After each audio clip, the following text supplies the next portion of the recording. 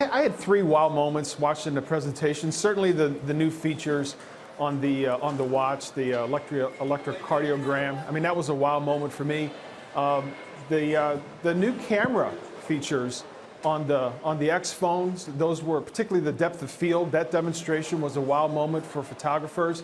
And as just mentioned, I think the pricing of the XR is a wow moment. That's a pretty good price for the lower end of the X family, and you don't have to make too heroic assumptions on mix.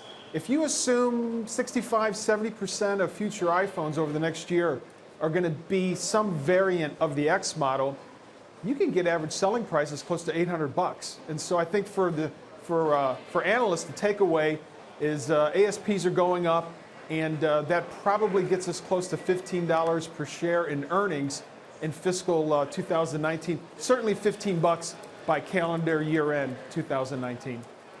Yeah, and certainly you've seen a lot of price targets go up among the analyst community today too, David. I'm hearing about a lot of wow moments from you. Was there anything that you were looking for more information on or that disappointed you? I really wasn't disappointed. I think some of the nomenclature on some of these phones is getting a little bit out of whack.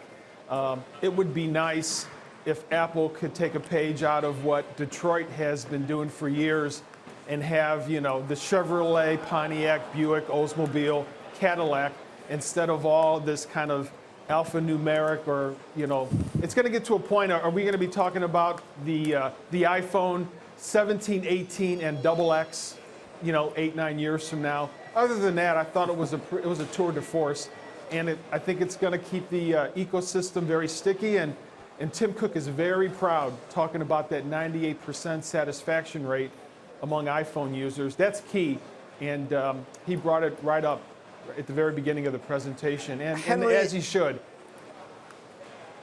Henry, what struck me about the presentation, too, was just its inherent practicality. I mean, it used to be, or at least it used to feel to me more like Apple was reaching for this wow factor. And here, it was sort of like, here's the phone lineup. There's a phone at pretty much every price point from 400-something up to 1,100-something. Why not? There's something for you in here. Figure it out, as opposed to, oh my goodness, here's the one phone that you have to have. It feels like a shift in the way Apple's approaching the consumer. I think that's exactly right, John. And I think that is the key point. If you look at Apple 4 or 5 years ago, they were very exposed because there was a much narrower range. They were right at the high end of the market in terms of price.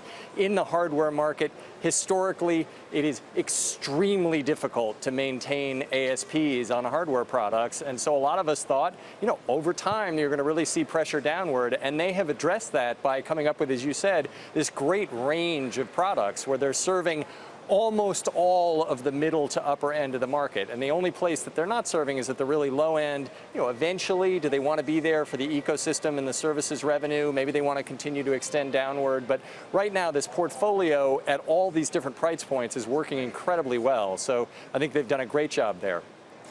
Henry, what we saw is, for example, last quarter is that folks do seem to be spending more for some of the higher priced models of these phones. The other question this begs, though, is are we going to see a lower replacement cycle, especially if you have the iPhone 10? I mean, are you really, if you're still paying it off, for example, here in the U.S., are you really going to now upgrade? I think you probably will see a gradual slowing. It's a bigger and bigger investment. That said, when you think about just how much people use their phones, how central they are to everyone's lives, you can begin to justify these higher prices. Over 2 years, your cost per minute of usage is tiny. There's a very little difference, and yes, it's obviously a luxury. You sound like Buffett. But you go back to laptops used to be $2,000 to $3,000. Yeah. You'd use it a tiny fraction of the amount that you use the phone, which is just becoming totally central to your life. So really the only pressure is if others can come out with phones that are just as good at a tenth of the price, then you've got pressure. But Apple's done such a good job of locking you into the ecosystem. Their switching costs, they are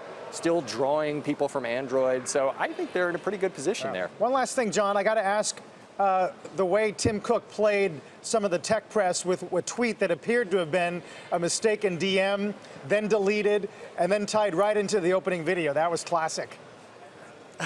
It was, and it's a type of theater that Apple didn't do back in the past in the Steve Jobs era. I mean, kind of, they've long had this introductory video. It used to be more serious. Silicon Valley, the likes of Microsoft and others at their conferences have done more jokey videos. Apple's got a little bit more of a sense of humor. It's got a lot more of a sense of culture. You notice the two women executives on stage during the keynote yesterday with significant roles and significant things to say. We haven't talked about Lisa Jackson and the sustainability push there, but it's a different Apple.